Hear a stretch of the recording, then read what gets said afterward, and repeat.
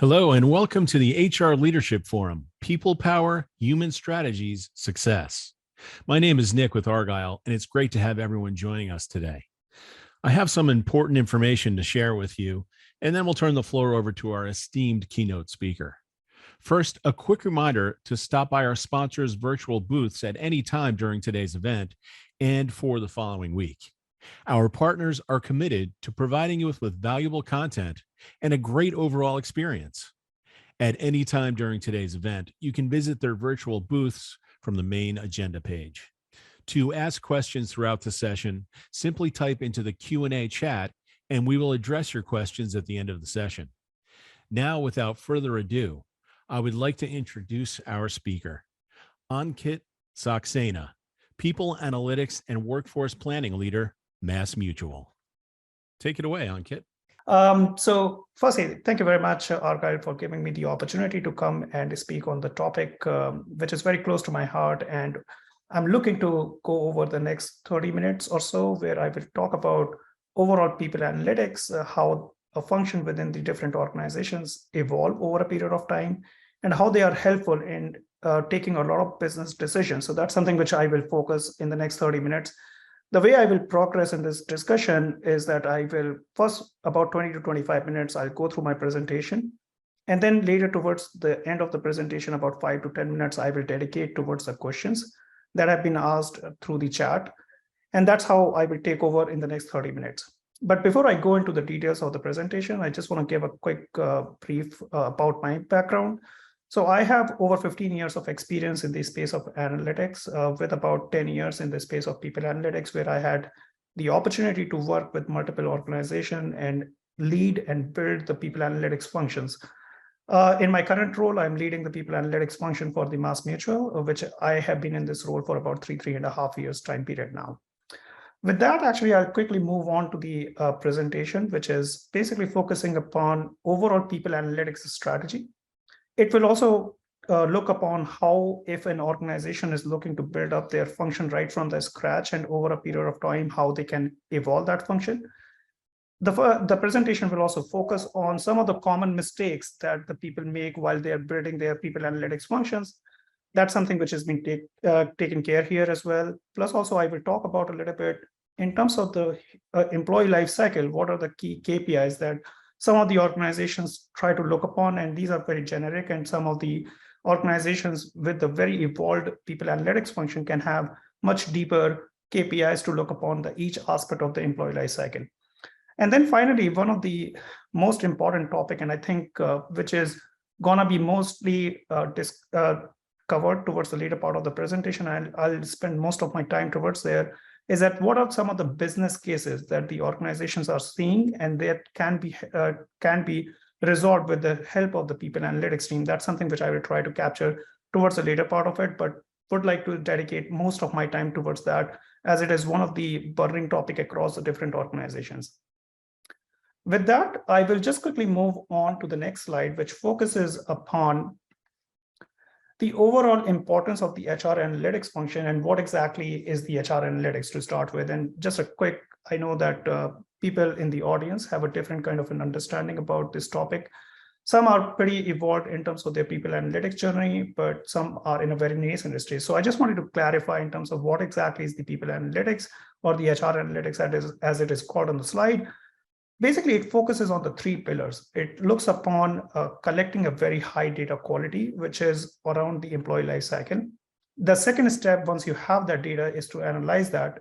And then finally, the third pillar is to take decisions which can help drive critical talent decisions across the organization and deliver business outcomes for you.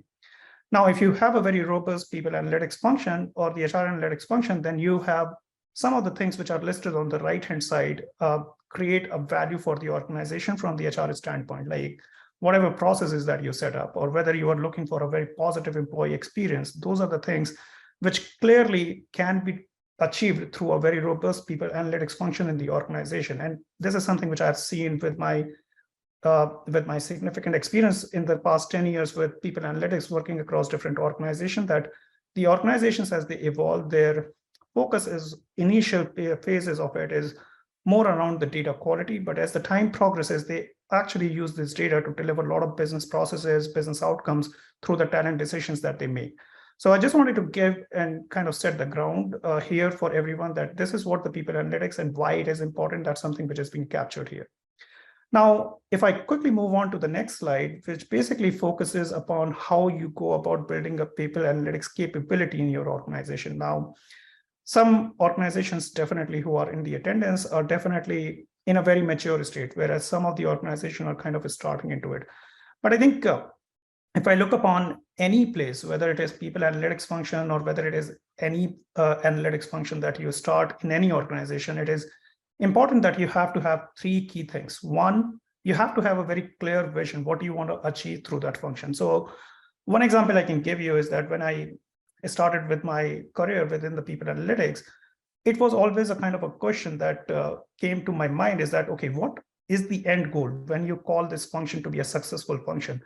And I think over the period of time, what I realized that this function is all about creating an empowerment for your employees as well as for your managers, right? Because eventually they are the consumer of whatever the work that you put together, and that impacts their life. So that's where it is extremely important when you start your function. You have to have a very clear vision, what you want to do to achieve this through this function, which will make your function a successful function in the organization. So that's something which is very clear. Once you have a very clear line of sight, thereafter, you will find it very easy to build a strategy around that. And also, of course, at the end of the day, to set up your priorities year over year, what do you want to do to make that vision fulfill over a period of time? So that's something which I just wanted to call out here very clearly, that building HR analytics or any kind of an analytics function, these are the three important steps that you have to go through. And thereafter, you will be able to achieve a significant more through your analytics strategy in the organization.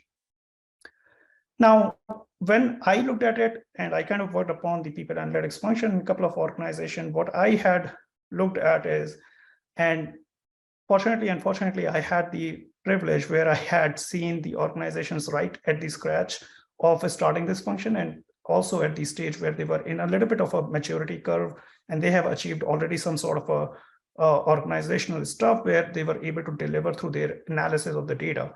But from my experience, what I've learned is that for building the people analytics function, you have to have three key pillars very clearly identified as part of your overall strategy. One is the foundation, right? So the foundation, unless you have a very strong foundation on the data, or you are not very clear in terms of what KPIs you want to have, what exactly is your operating model, you will find it difficult to set up this function in a way that can deliver value for your organization. So I have really looked upon this, and these are the three key pillars. One is the foundation, the second one is the infrastructure, and third one is the business outcome. Now, when you talk about the foundation, of course, it is one of the places where I found that in a lot of organizations which are very nascent stages of their analytics function within the HR, there are a lot of chefs in the kitchen. And what happens is that they are trying to build something as a reporting tool or as a reporting KPI, which is eventually being led to the senior leaders, but if they are not consistent in nature. And also what I've noticed across different organizations when they are in the nascent stage of this analytical strategy, they don't have a very clear line sight of the data governance as well. So that's where the organization do struggle initially. So what my recommendation for any organization who's looking to build up their function or who is starting up their function from the analytics point of view, they should definitely look to build a robust foundation, which not only talks about centralizing your reporting and also kind of bringing all those and also kind of removing all the cottage industries which are available within your HR function, so that you have a very centralized reporting, very clearly identified definitions of the KPIs, which can help the organization take a very constant decision and a very consistent decision within the organization. So that's how I believe that the foundation is an important piece of it.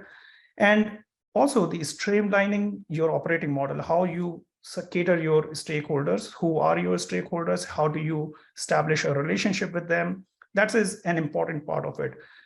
And once you have established this, that is where you find that your team may be under a lot of information that has been asked from, right? So there could be a lot of things coming to your team and you are not sure what exactly and how exactly to solve it.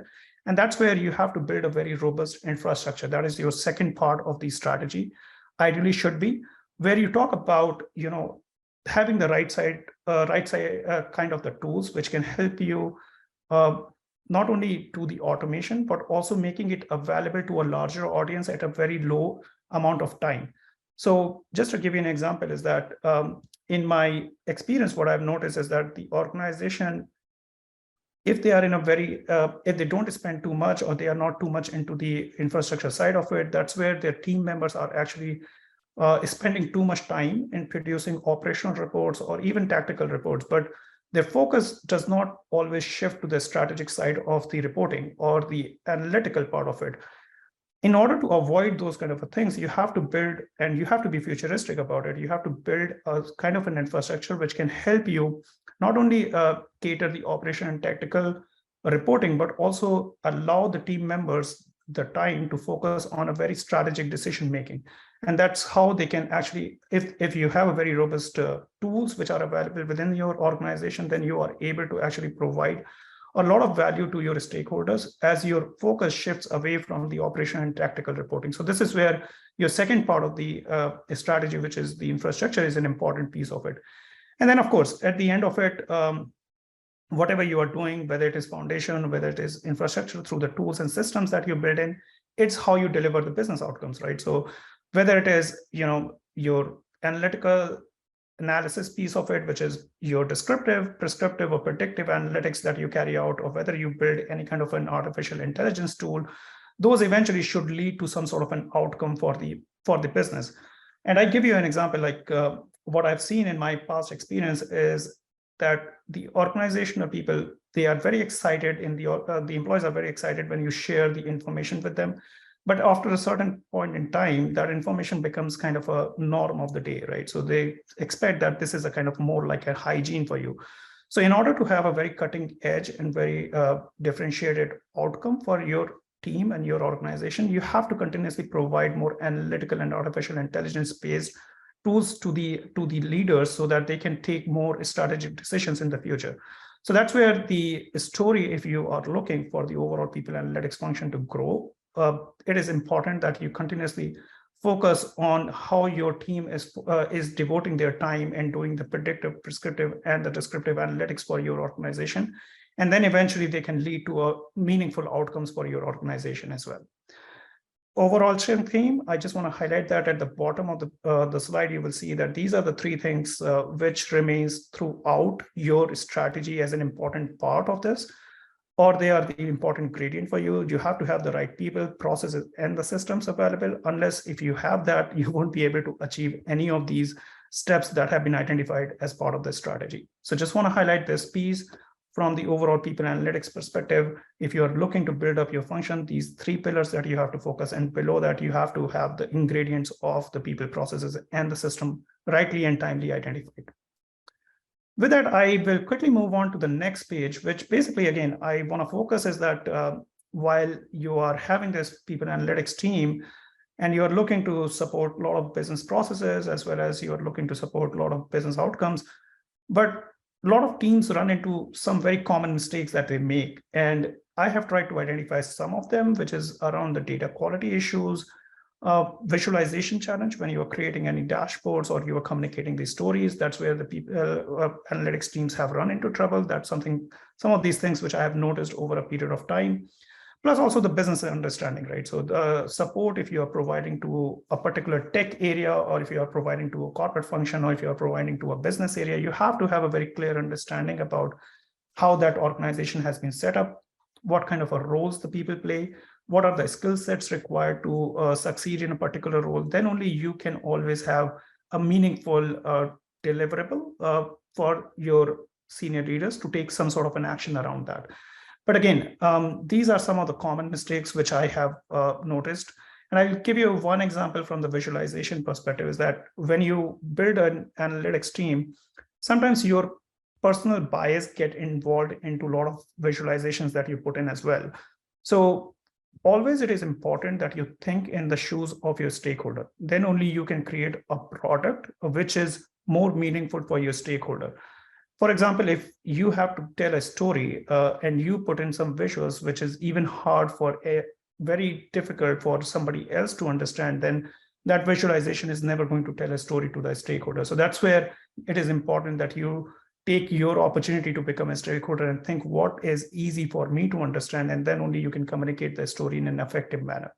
So that's some of these issues that I have tried to identify. And again, from the data quality perspective, again, I just want to highlight that as long as your data is not up to the mark, any kind of a decision that you are going to take, it is going to be erroneous, and it will lead to strategies or any kind of an implementation not worthwhile. So this is important that you understand your data very clearly, the touch points through which you are collecting this information, what is the source of the data basically, and just making sure that you are comparing your data continuously, not just the internal, but the external environment also, is that if my definitions are aligned, and some organizations have, or the external benchmark says X percentage, and I am like 5X, what exactly is the reason? Am I collecting the right data? So there is a comparative study that you need to continuously do to make sure that you are collecting a data internally in such a way that it is comparable with the external benchmarks, as well as you know what is the source of the data to avoid any kind of an data quality issues. So these are some of the things which I have shared here from the common mistakes perspective. Now with that, I will go to the next slide, which again, copies at a very high level. It just shows the life cycle of the employee, the different stages through which the employees go through from their hire to the retire kind of a situation. What I've tried to address here, some of the very basic KPIs, just to reflect upon, okay, what exactly the people are, what are the things that you can look upon? For example, like if you're looking at recruitment, some of the basic KPIs that people generally look for their workforce optimization is perspective is that how you are doing in terms of the hiring, what time you are taking and getting the people onboarded. Is there how many open roles that you have currently open, which is percentage of your organization? Is it something normal? Is it something very high? Do I need to do something differently, right? So that's one example. Then apart from that, if you look at from the retention perspective, okay, what exactly are we seeing intermobility over a period of time reducing among the people who are leaving the organization? Is it issues pertaining to the performance check-in? Is it issues pertaining to the compensation? So some of these KPIs that I have tried to identify here, just to give you a kind of a view about what are the people analytics work, that when your organization is kind of starting the work and they want to focus upon what parameters can lead you to take some sort of a decision, and over a period of time, you can kind of compare against and say that, okay, this is an area where I have an opportunity, or I need to do something differently, and build a strategy to address any kind of a hotspots. And then eventually, once you build that strategy, whether that strategy is working or not, that's something which you can evaluate over a period of time. So this is a kind of a very generic and a very basic example of some of the KPIs around the employee life cycle, which can be a starting point for any organization, but can go to any depth as required and over a period of time as your function matures in its journey as well. Now, the next piece which I have tried to capture is that this is how generally the organizations go through. And I will be honest with you, is that I haven't seen many organizations able to go through this journey right from the start to the end. Most of the organization get stuck in the second or the third step, but not go beyond to the fourth step. And that is always the most difficult one.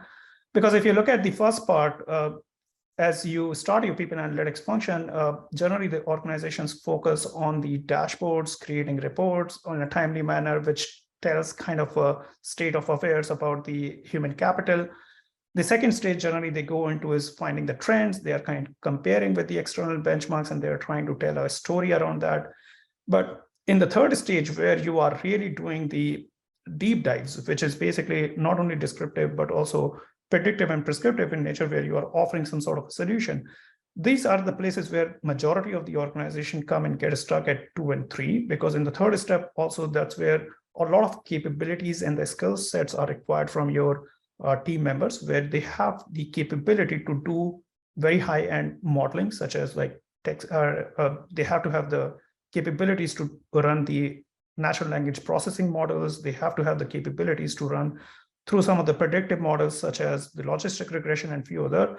But if your team lacks those capabilities, that's where majority of the organization gets stuck. So those capabilities are extremely important. And then finally, the fourth piece, very few organizations have reached to this stage, where you can actually offer prescriptive solutions through your artificial intelligence to the managers and the employees to basically take decisions about their career, about how they manage their teams.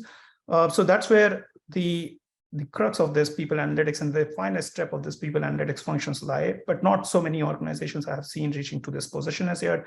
But definitely there is an appetite, and this is kind of growing in this area more and more over the past few years.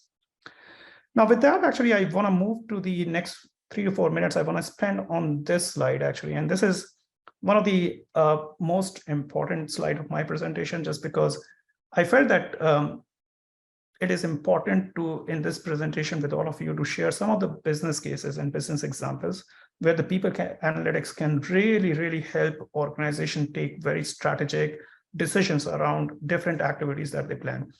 And this is based on my past experience, what we had seen, and also what I have learned from the different colleagues of mine and my peers, how they are using people analytics in their functions, in their organizations. So just to give you very high level 2 or 3 examples, how people analytics can really help organization take a strategic decision. I remember that sometime back, I was working with somebody as one of my colleagues, and there was one business issue came in, is that the organization was looking to launch a referral program, and they were not sure how should they go about it. And that's where they reached out at a high level if there is any benefit of offering a referral program in the organization. And they had a past process where they were collecting, they were getting some referral candidates and they were getting hired. So that's where the people analytics team actually jumped in, and they kind of evaluated based on the historical trends if the referral candidates offer value compared to the candidates who are coming, or the employees coming from the other channels. And that's where they looked at the performance of the referral candidates versus the other candidates based on how they have, how long they have stayed in the organization, what has been their internal mobility. They also looked upon what has been their performance when over a period of time we look upon the performance of these referral candidates versus the other source candidate. And they found that all the employees coming through the referral channels were actually staying longer. They were more productive. They were more in terms of their performance, and they were having a higher internal mobility in the organization. And that was one of the plug that kind of worked for the organization to actually look upon the referral program. And they decided that, yes, this referral program, it seems like makes a good sense. And through the data, they were able to prove that there is a value of launching such a program. So that's where the people analytics team kind of helped the organization take a decision. Now, I give you an example, another example, which is very interesting, actually, because this is something which I learned from one of my peers. And he told me that in his organization, they were actually prepared for the Great Resignation well before it actually happened. And they told me that actually they had one of the labor economists who continuously looked upon the external trends. And this guy actually looked upon like last 30 to 40 years of data in the BLS, the Bureau of Labor Statistics, where he found that every major event leads to a lower attrition first. And once the event turns around, the attrition goes up. And he gave an example of 2008 was a prime example. And as soon as the vaccine announcement happened, this person was very quick to reach out to his boss and said that, okay, this is what I feel that in 2021, because 2020 was one of the years where we had a very low attrition, but 2021 is going to have a significantly higher attrition. And the moment that they saw these trends, they were able to build their strategies accordingly, and they were able to address that attrition in a very significant manner. So this organization, which I am giving an example, had a much lower increase in the attrition compared to its peers because they were well prepared based on the historical trends that they had seen externally, what happens after any major event. So these are some of the places where I've seen the people analytics can really work with the organization and build a strategy for the future, which can help them retain the talent, which can help them build the talent, and also attract the talent for the organization. So this is some of the examples which I wanted to give. Though I've run out of time, I have just only 5 minutes, so I want to switch over to the questions. But I hope this presentation gives you a kind of a sense how people analytics function can really evolve over a period of time and can help the organization take more strategic decisions, which can in turn lead to very significant improvement in the business outcomes as well. With that, I will quickly move to the questions now.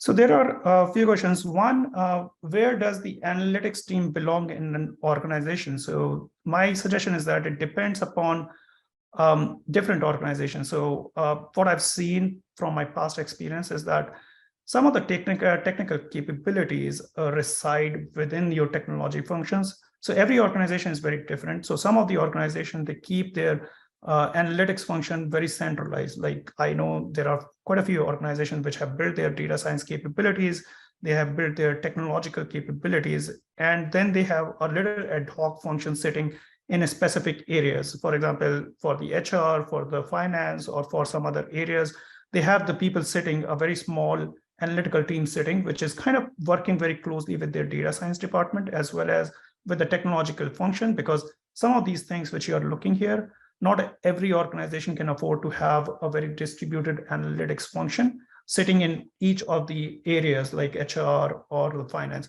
But I have also seen the other side of the story where the organizations have a very dedicated people analytics function or sitting in the HR, which has all the capabilities, whether it is from the technological perspective, whether it is from the data science perspective.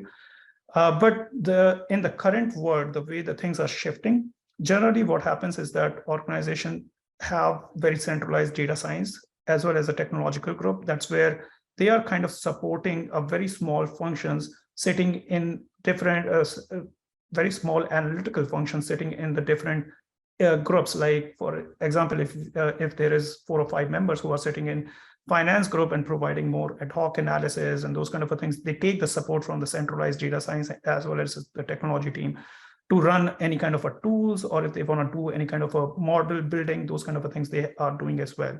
So that's something which I've seen both sides of the spectrum, where complete functions are analytical functions are sitting in their respective groups. And then there are distributed analytical functions which are dependent upon data science and technology, which is more centralized in the organization.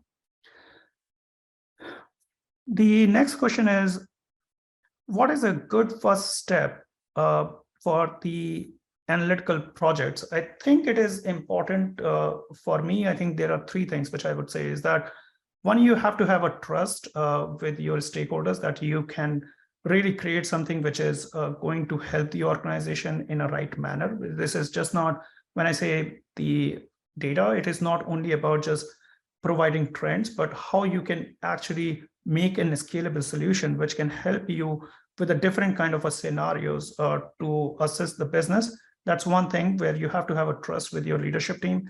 Second, which is, I believe is important, is that don't try to boil the ocean, just always keep it small. First, build small successes with your stakeholders, and then try to kind of build on a significant project. So that's where it is important that you continuously work on a smaller projects. And the third thing which I'll say is that it's good point is that you pick a particular area where you want to do your analytical project, right? So, and always keep your eyes and ears open. What is the business problem that the organization is facing, and how your analytical function or your team can support that, and choose one, identify 3 or 4 projects and choose one of the highest priority project, which can help you determine what exactly is the direction you want to head. Now, one last question, which I'll take. I know that I'm just 1 minute. What are watchouts in rolling out dashboards? Very clearly, I think I would say is that when you are rolling out the dashboards, data democratization is extremely important. But when you roll out the dashboards, make sure that you have a very strong security built in. You don't want to share the data to the wrong people or share information incorrectly. Second, you just need to make sure that the quality of the data is extremely high. Third, you have to make sure that you have to have there is a kind of a mechanism through which you can address more effectively the questions or the concerns coming from the stakeholders. For example, if you have built a talent acquisition dashboard and you roll it out and you hear so many things coming from the business side or the people who are using, how do you mitigate those concerns and how do you address that? You have to have a very thoughtful plan around that to make sure when you roll it out anything. Okay. With that, I think I have kind of covered what I was looking in this presentation, and I will hand it over to Nick. Great. Thank you, Ankit, for such an insightful presentation. I want to thank everyone for joining us today for this fantastic keynote. This session, along with all of today's content, will be available on demand following the event. Thanks so much.